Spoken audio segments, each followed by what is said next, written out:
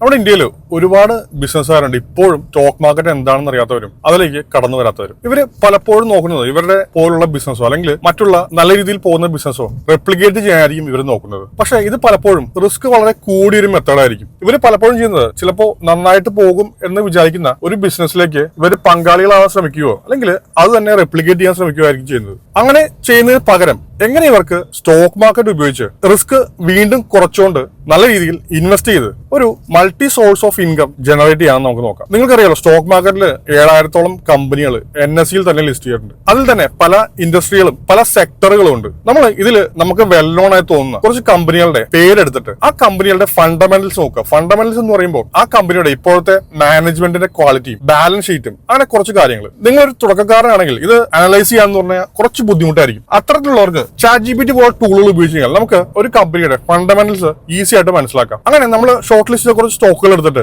അതിൽ കുറച്ച് പൈസ ആയിട്ട് ഇൻവെസ്റ്റ് ചെയ്യുക. അതിനുശേഷം ഒരു 3 മാസമോ അല്ലെങ്കിൽ 6 മാസമോ കഴിയുമ്പോൾ ഒന്നുകൂടി ഈ കമ്പനിയുടെ fundamentals, balance sheet, sales, profit ഇതെല്ലാം ഒന്ന് റിവ്യൂ ചെയ്യുക. നിങ്ങൾ ഇൻവെസ്റ്റ്മെന്റ് തുടങ്ങിയപ്പോഴുള്ള ആ ഒരു കണക്കുകൾ പ്രകാരം നോക്കിയാൽ അതിൽ നിന്നും ബെറ്റർ ആണ് പെർഫോമൻസ് എങ്കിൽ കുറച്ചുകൂടി പൈസ നിങ്ങൾ ആ സ്റ്റോക്കുകൾ ഇൻവെസ്റ്റ് ചെയ്യുക. അല്ല മറിച്ചാണെങ്കിൽ നിങ്ങൾക്ക് നിങ്ങളുടെ ഇൻവെസ്റ്റ്മെന്റിൽ നിന്ന് കുറച്ച് പൈസ ഓഫ്ലോഡ് ചെയ്യാവുന്നതാണ്. എന്നിട്ട് നന്നായി പോകുന്ന കമ്പനികളിലേക്ക് നിങ്ങളുടെ ഇൻവെസ്റ്റ്മെന്റ് തുക കൂട്ടുകയോ അല്ലെങ്കിൽ പുതിയതായി കണ്ടുപിടിച്ച ഏതെങ്കിലും നല്ലൊരു കമ്പനിയിൽ വീണ്ടും ഇൻവെസ്റ്റ്മെന്റ് ആരംഭിക്കുകയോ ചെയ്യാം. ഇത്തരത്തിൽ നിങ്ങൾ ഒരു 3 അല്ലെങ്കിൽ 6 മാസം കണ്ടിന്യൂസ് ആയി റിവ്യൂ ചെയ്ത് പോവുകയാണെങ്കിൽ നിങ്ങൾക്ക് ഭാവിയിൽ നല്ലൊരു സ്റ്റോക്ക് മാർക്കറ്റിൽ പോർട്ട്ഫോളിയോ ഉണ്ടാക്കാൻ സാധിക്കും.